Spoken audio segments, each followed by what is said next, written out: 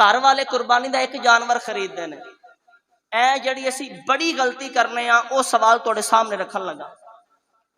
जानवर एक कुर्बानी का खरीदिया जाता है।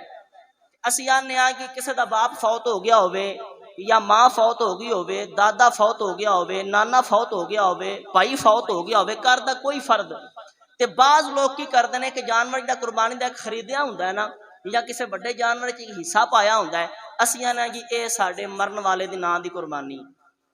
असीं की आने ये साडे मरन वाले दे नां दी कुर्बानी है। तो भाई इस दे मुतल्लक हजूर दा फरमान की है कि पहला जिंदे ते कुर्बानी वाजिब है, पहला अपनी कुर्बानी कर। घर दे अंदर जिंदे ते कुर्बानी वाजिब है, पहली कुर्बानी तुसीं किसी दी नां दी नहीं कर सकदे। पहला जानवर किसी दे नाम दा ज़िबा नहीं कर सकदे, पहला अपने नां दी करो।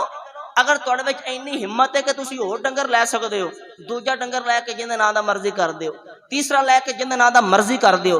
लेकिन अगर घर अंदर एक जानवर है तो वह किसी मरन वाले दे नां दी कुर्बानी नहीं हो सकती, वह घर विच जिंदे ते वाजिब है सिर्फ उहदे नाम दी कुर्बानी होएगी। इस बात नूं ज़हन अंदर रखो। दूसरी कुर्बानी जिंदे नां दी मर्जी करो, अल्लाह कबूल फरमाएगा। लेकिन एक जानवर मरन वालियां दे नां दा नहीं हो सकता, वह सिर्फ जिंदे ते वाजिब है उहदी कुर्बानी होंदी है।